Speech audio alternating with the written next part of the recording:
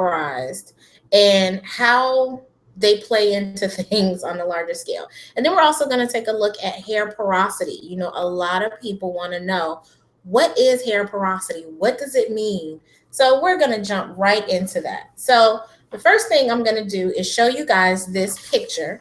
And you're going to have to excuse me if you can't see it too well, but I will have this up on the blog and the website and the Facebook page tonight. So here's this image that shows you different hair types. And I'm just going to show it to you for a second. If you can see it on Facebook too. So there are 4 different hair types according to this category chart. And the 4 different hair types go from numbers 1 through 4 in types A through C. So here's a little trick when it comes to that. Depending on the number, the higher the number as you move up, the tighter the curls become. The higher or the more you move up through the letters, the tighter the coils are and how densely packed they are. So for example, taking a look at this image, type 1 and 2, very rarely do you see an African American hair. That's just genetically inclined in our ethnicities. We do not tend to have type 1 hair. Type 1 hair is just naturally straight hair. Obviously, we're not going to have that. Type 2 is another one you'll rarely see in African American hair too. And you can see there just based on the textures. I mean, the coils, the way that the hair is curling, and has almost like a very, very loose zigzag pattern. Very rarely do you see that type in our hair. Now, when you start to move into the 3s and the 4s, that's where we usually fall in that range. For those that tend to be of mixed ethnicities, sometimes if you have multi or biracial people, you know, your hair may be one of 2 things. It's either going to be very, very tightly bound or it's going to be very, very loose. And I have many, many friends and colleagues who are biracial. Either they're black and white, Hispanic and black, whatever. Their hair tends to have much big, loose, spirally curls, or they're the zigzag type. They tend to look very wet. It's what, if we were to go to a hair store and buy the hair, it's what we usually see as wet and wavy hair. So typically, now I'm not saying that's always the case, they usually fall within this 3C category. Those are your big, juicy spiral curls. That's all your wet and wavy hair. And you'll see that here on the chart too. And again, I'm going to have this up on the site and on Facebook soon tonight as well. So those are the types that you'll see when you get into the 3s, those big, juicy curls. Now, they go between 3C and just a plain 3. And then as we move further up the spectrum, we get into the 4s. Now, the 4s gets into the more tightly corkscrew, very defined curls, which you tend to see in African American hair. We're going to have very distinct curl patterns. And that's what you see as you move into the 4s. So those of us that are 4s tend to fall as either a 4A, B, or C. Remember, the more that you go up the ladder, the more dense your hair is. So taking a look back at this picture, and I'm just going to fold it in half so we can focus on those 4s, because most people fall into the 4 range when I talk to them and we go through it. If you look here at the 4B, and actually let's start down here at the regular 4, you'll see that is a very distinct curly pattern. Those are the S's. You see that? Very, very distinct curl. It is a corkscrew. Now, it's tight, but it's there.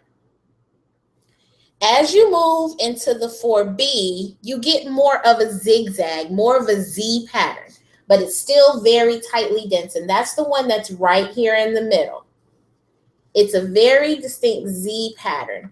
If you were to pull a strand of your hair out, just one single strand, and actually take a look at it after freshly washing and just kind of letting it dry and relax, you'll be able to tell your hair type and pattern from that. Then as we move into the C's, this is when the hair gets really, really tightly packed. So a lot of times, some people, and I hate when we use this term, those that are 4Cs, we call it nappy hair. Your hair is not nappy. Your hair is beautiful how it is. It's just very thick and very dense. And there's nothing wrong with that.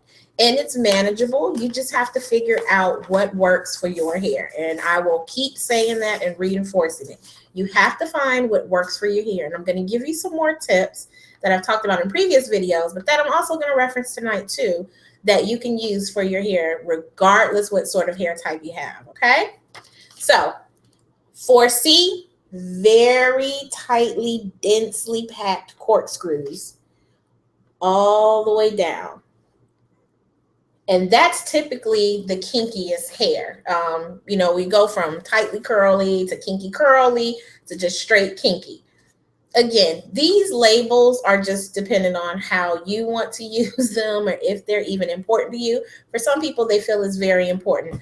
I think it's more of a guideline and framework that you can use just as a starting point to figure out what works for you, because you may meet others who have the same hair type and you want to know what are the products that they're using, how are they using it, what do you recommend if my hair is much more dense than others. So we're going to talk, about that as we go.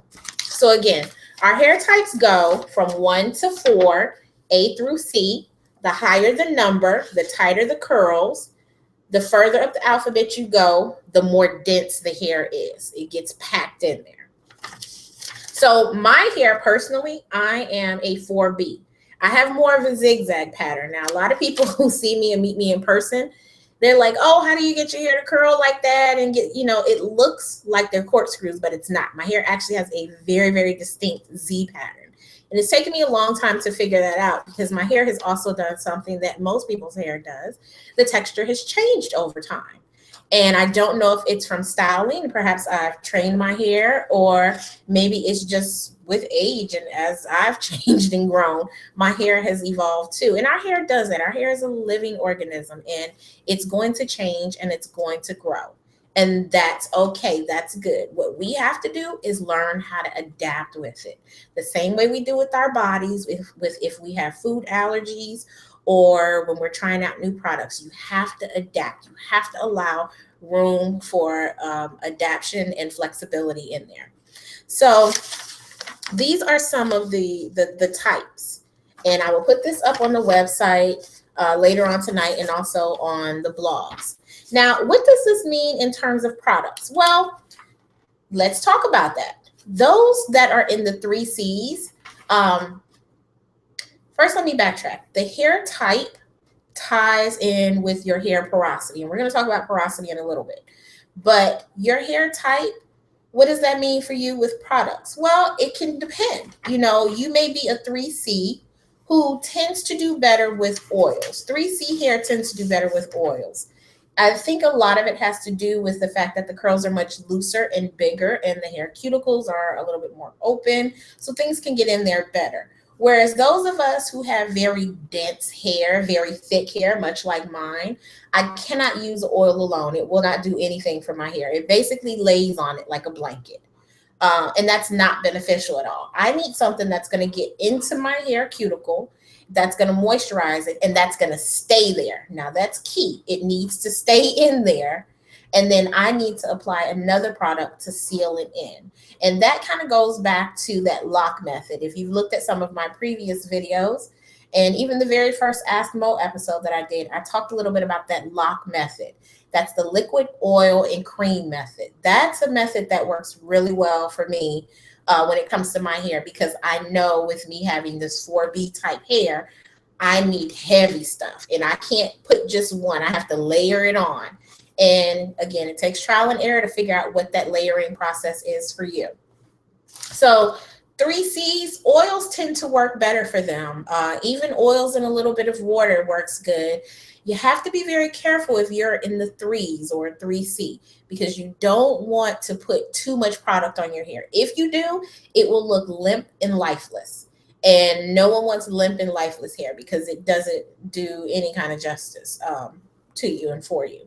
So you have to figure out what types of lightweight products are going to give you moisture, give you sheen, but then also give you some great curl definition and really, illuminate your hair and make it look good. Okay. So with the type fours, which is what I am and what many other people are as well, we tend to do better with creams. We need the heavy stuff. We got to pull out the big guns when it comes to our hair. We can't rely on oils alone. We're going to need those creams in there. We're going to need those liquids. Leave-in conditioners are an absolute must for us. We have to have those leave-in conditioners because that's the very first step in holding that moisture in. You know, when you wash your hair and you wash your product out, your hair cuticles are open. So you need stuff that's going to get in there and kind of hang around a little bit. And then you're going to apply another product that's going to make it stick just a little bit better. And then a final product to seal it all in. So we need those big guns. We have to come heavy with it. And oftentimes for those of us with 4C, you know, the 4 types hair, we may have to adjust our products seasonally because if we use heavy creams in the summer, it will weigh our hair down. And you actually end up with oil and breakouts on your face, and you know your hair is just limp and lifeless. But on the flip side, you may need that. You may need that year round. I'm one of those types where I can do it year round. I can go lighter in the summer as well too. It just depends. But I can tell if my twist out or braid out or whatever style I'm doing just doesn't seem to be working right. I usually go back to whatever product I use to style it with. And if I realize it's a milk or some kind of oil and not a cream, then I know not to do that the next time. So again, trial and error with it all. The other thing when it comes to the type 4, type C hair is protein. You know, our hair is very protein sensitive. For some people, their hair can take a lot of protein, but there's a very delicate balance you have to have when it comes to protein because when you're adding that into your hair, our hair is already comprised of protein already and many other natural vitamins and nutrients. But when you have too much of one or not enough of it, your hair can feel crunchy, it can feel dry. If somebody asks me about natural hair and I ask them, well, what do you use on it? 9 times out of 10, people are going to say, oh, I twisted it with some coconut oil. Or I did coconut milk. That's nice, but that's not the best and most effective thing for you to do. Usually in that case, I tell people, scale back the protein. Cut back the coconut oil. You may only need it once a week. You may only need it twice a week. If your hair is feeling very crunchy, it may have to do with you having either too much protein or too little. So you need to take kind of a personal inventory of where you stand with your protein. I think coconut oil is great. I just know that when I've used it for me, if I use too much, my hair is done. I mean, it's just a flop. I basically need to wash my hair and start all over again with the styling product. The same thing with my sons. Both my sons have a mixture of 3s and 4s in their hair, and I cannot use a lot of protein on their hair. It just can't do it. Their hair can't take it. It just lays there limp and lifeless. And I like for them to have their very full, very luscious curls. So you have to be careful and walk that fine line when it comes to protein when you know what type of hair type you have. So now that we've explored the different hair types that there are, 1 through 4, A through C, let's talk about hair porosity. So funny thing about hair porosity, I was always calling it hair porosity, and you would think I would know better as an English major, but you know, shame on me. I'm human. I make mistakes. So hair porosity talks about and is a way of explaining how the cuticles of your hair are retaining moisture. So there are 3 different levels to this. There's high, medium, and low. So I'm going to start the discussion with low. And I actually have a picture to show you. Hold on, I dropped it. A picture to show you, because I'm all about pictures tonight, of the different types. So if you can see this, you have the low, and you'll see it looks like, you know, the zigzags. And this is supposed to represent a hair.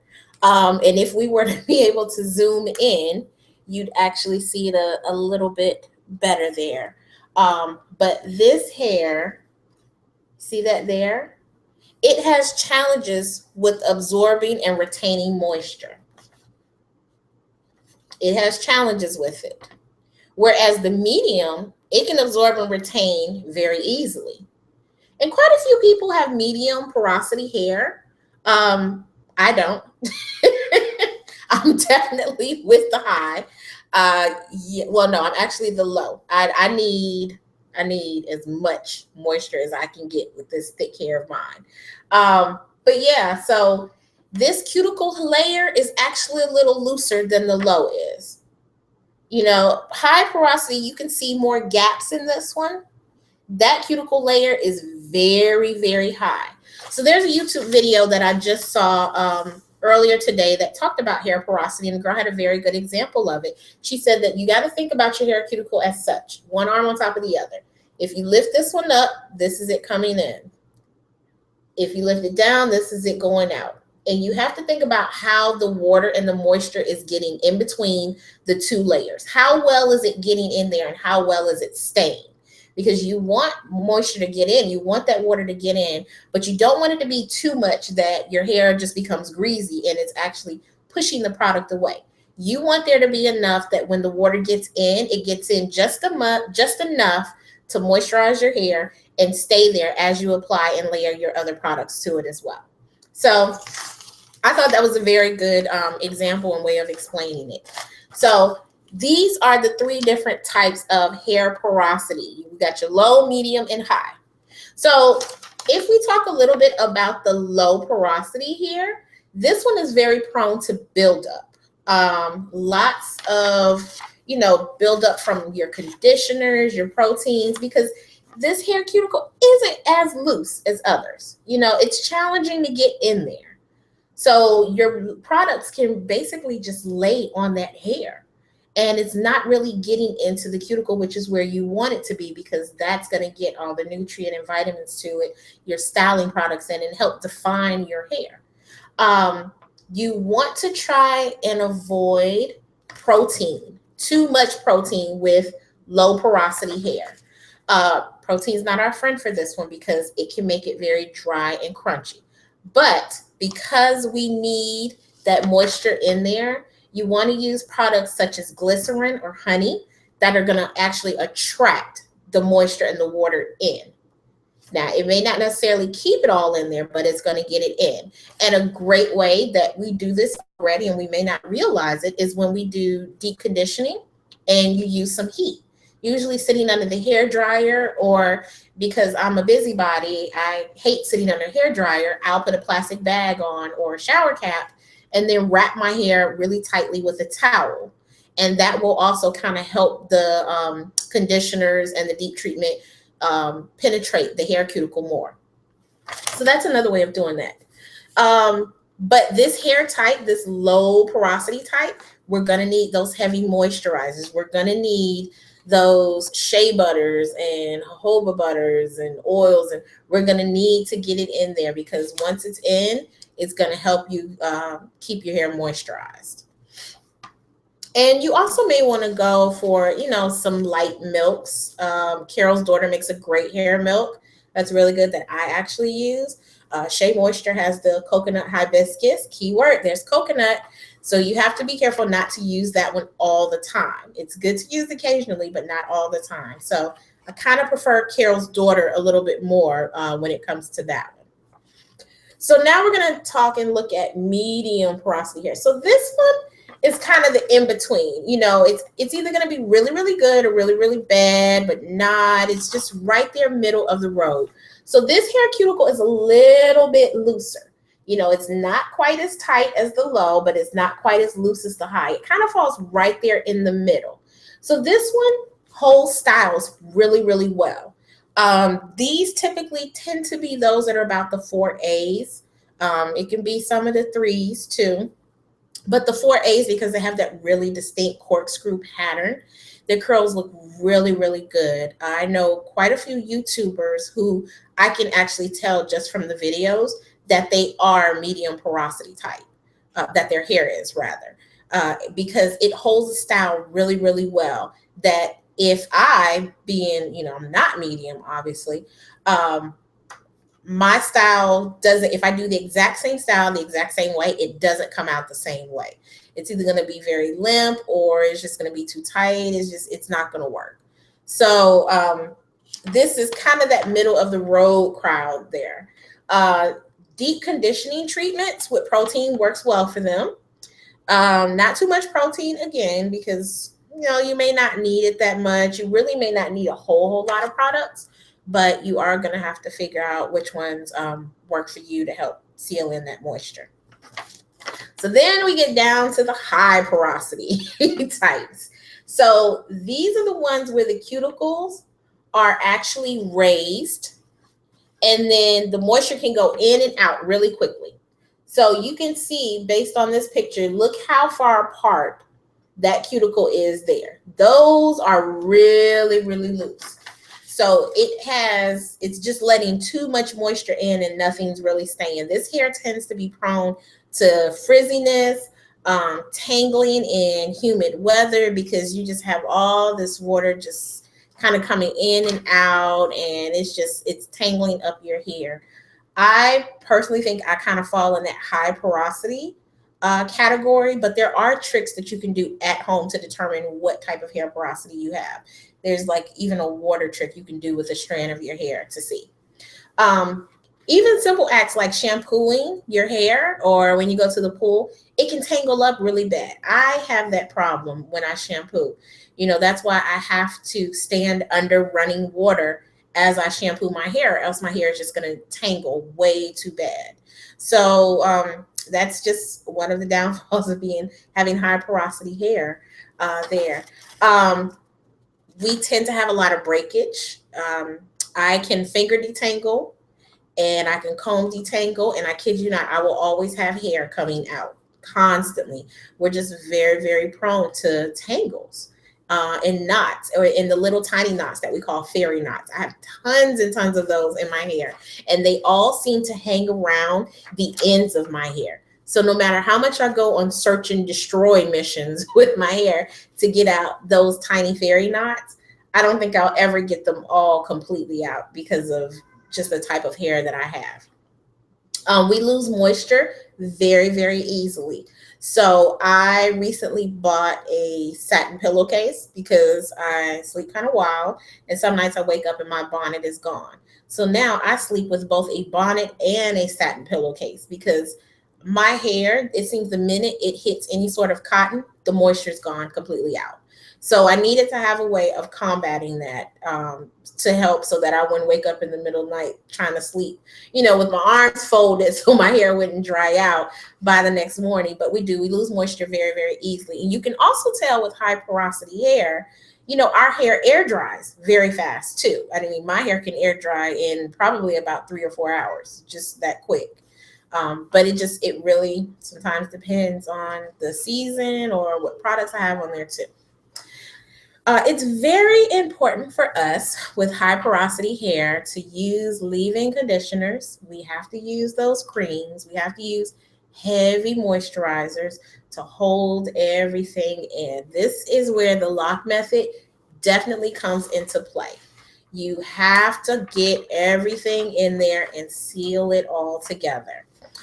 So if you are a high porosity type, get your liquid, your oil, and your cream, because you're going to need it to help manage your hair. And Shea Moisture, you guys know I am a huge Shea Moisture fan. They have actually come out with a line of hair products that cater to the different hair porosity type, which I think is so cool, because once you know what type you are, now they have products that are like specifically for you. So no more guessing and trial and error. You still may want to mix in a few other things in there just to see if they work or see if they help, but it all depends. But I really like that Shea Moisture has done that, and there are quite a few reviews out on those products and how well they work for people depending on the hair type that they have. So you can find those at Walmart, Target, Walgreens.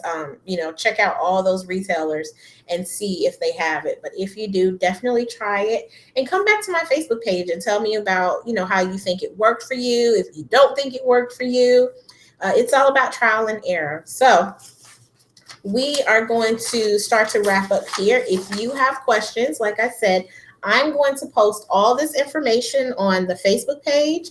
I'm going to post this on the blog. I'm going to have my video up on YouTube as well if you want to go back and check it out and reference some things there.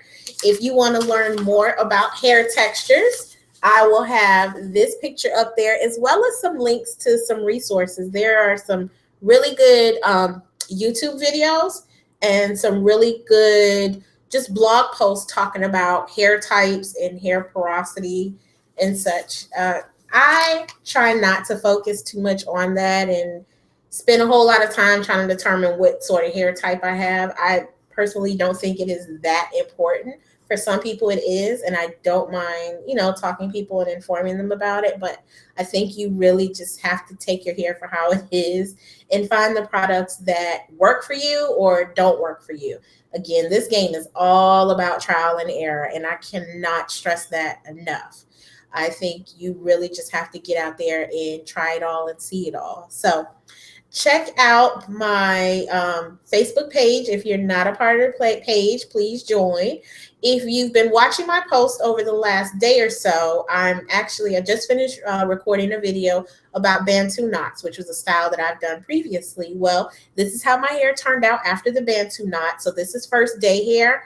Not a huge fan of it because I like my hair usually around day 2 or 3 when it's had a chance to relax and the curls become looser, but this is how it looks the first day. So keep checking out my Facebook page. I'll keep posting pictures over the next couple days and show you how my hair is going. I'm just going to pineapple it tonight. But we will talk in 2 weeks, and on the next episode of Ask Mo, we'll talk about nighttime routines. What's your routine? What's my routine? What works? What doesn't? So thank you for watching. Make sure you subscribe to my YouTube channel, like the Facebook page, and check out the blog. Thanks.